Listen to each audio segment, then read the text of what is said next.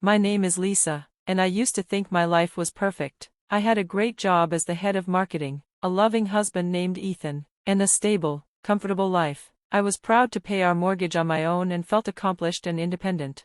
Family was very important to us. Ethan's younger brother, Brian, and their mom, Amy, were always around. Their dad had passed away, and Ethan and Brian were very close to their mom, which I respected. It made me love Ethan even more.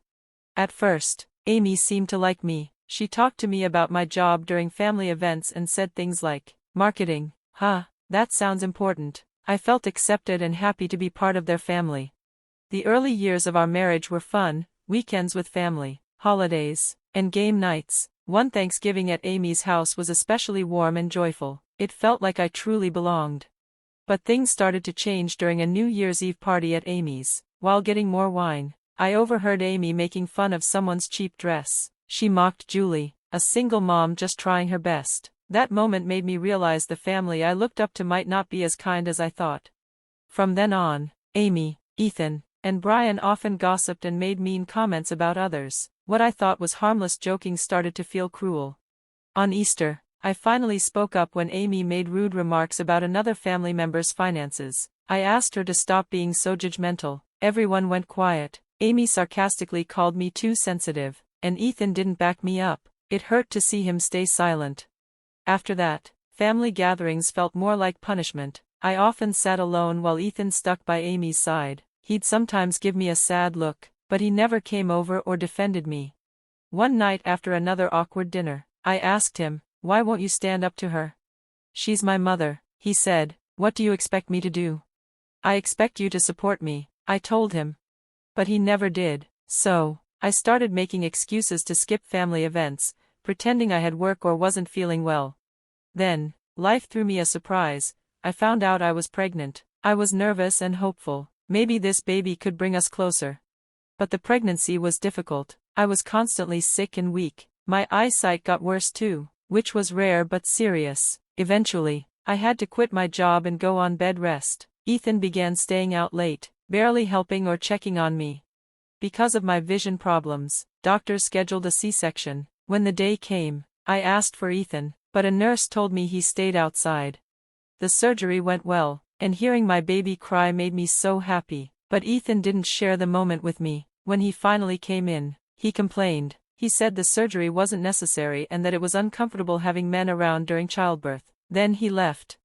The following weeks were hard. Ethan barely helped with the baby and often complained about the noise. "Can you shut him up?" he asked one night. "He's teething," I said, tired and frustrated. But he didn't care. "All you do is focus on the kid. What about me? What about our sex life?" I couldn't believe how selfish he was, especially when I was still healing and exhausted. As time went on, he grew even more unhappy. One night, while I was trying to calm our crying baby, he said, "You need to go back to work." "What? But the baby," I tried to say. "We'll hire a nanny," he cut me off. "We need the money." I didn't want to leave my baby, but I had no choice. I started job hunting, which was hard because of my vision. Eventually, I found a job, but it didn't pay much. When I told Ethan, he sneered. "That's it? We're paying a nanny for this?" "I'm doing my best," I said, holding back tears. "It's hard with my eyesight." "Excuses," he muttered, walking away. That became my new normal, rushing to work every day, feeling guilty for leaving my baby, coming home exhausted, and facing a husband who didn't care. 3 years passed. Despite everything, I loved my son and treasured his growth. Family events were still stressful. Amy pretended to be a loving grandma, but it was all for show. My son didn't know her well and wouldn't go to her.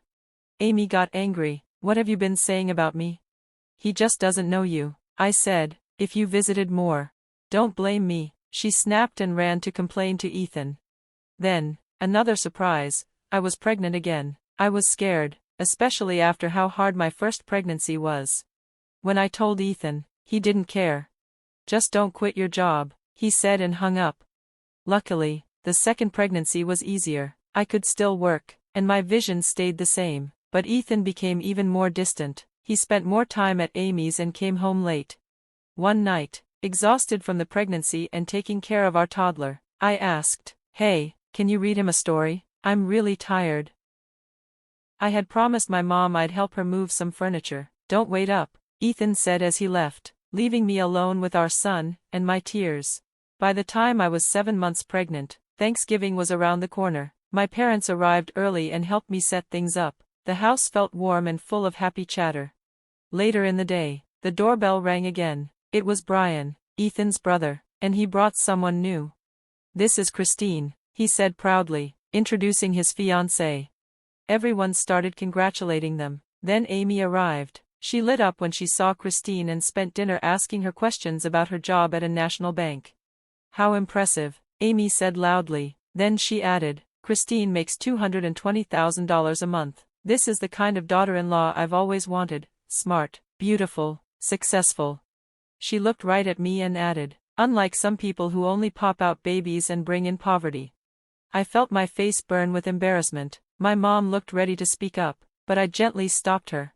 Then Amy smiled sweetly and said, "Why don't we take this celebration to the new restaurant downtown? My treat."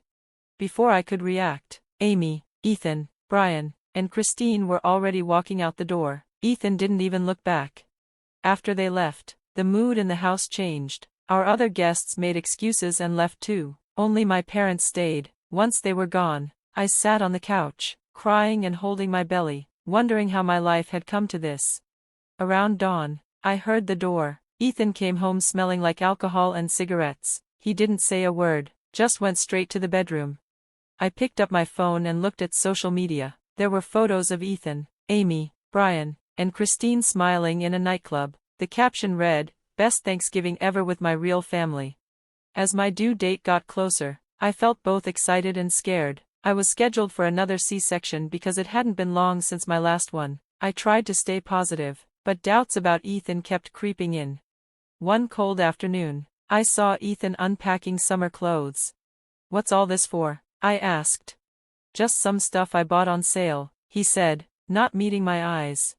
It seemed strange, but I let it go. I had been saving money for bills, the mortgage, and a babysitter. I had arranged to take 3 months of unpaid leave from work. Then, 5 days before my C-section, everything fell apart. Ethan and Amy rushed into the house, clearly in a hurry. I followed them to the bedroom and found Ethan packing. "What's going on?" I asked. "We're going to Brian's wedding in Hawaii," he said without emotion. "My surgery is in 5 days. Who's going to take care of our son?" I cried. "You'll figure it out. You always do," he said, and zipped up his bag. They left without another word. Panicked, I checked our bank account. It was empty, all the money I had saved, gone. I called Ethan. "What?" he snapped when he answered.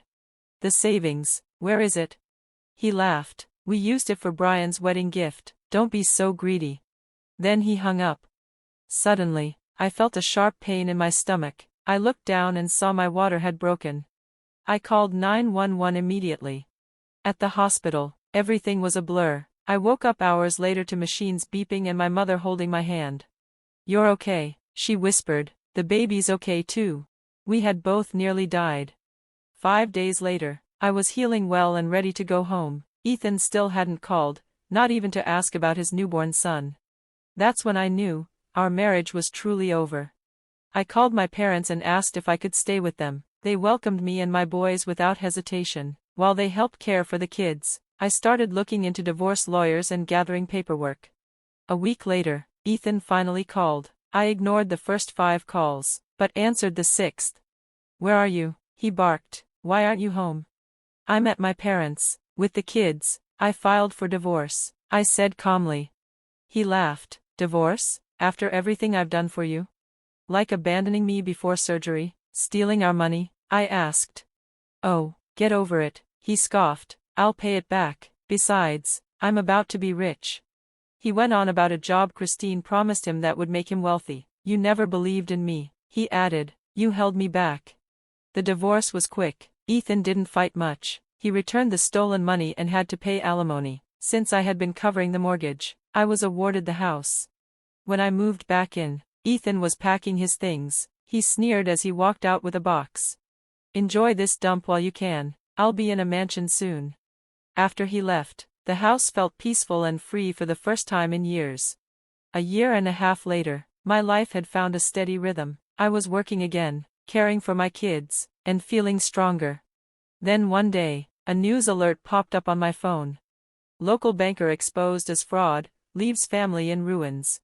Christine had scammed everyone. She tricked Ethan, Brian, and Amy into investing in a fake company. They took out huge loans, even mortgaged Amy's house. Christine vanished with all the money.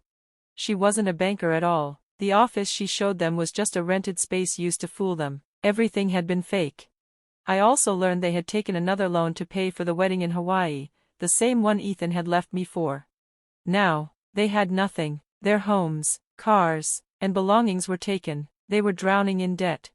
Amy had to take a job as a cashier. Ethan and Brian were broke and desperate. I felt grateful that I had walked away when I did. My boys and I had been spared the disaster. Then Amy called me. I hesitated, but answered. "Lisa," she said, sounding weak, "we need your help. The kids need their father and grandmother." I took a deep breath. Her words brought back every hurtful memory, being left alone, insulted, robbed.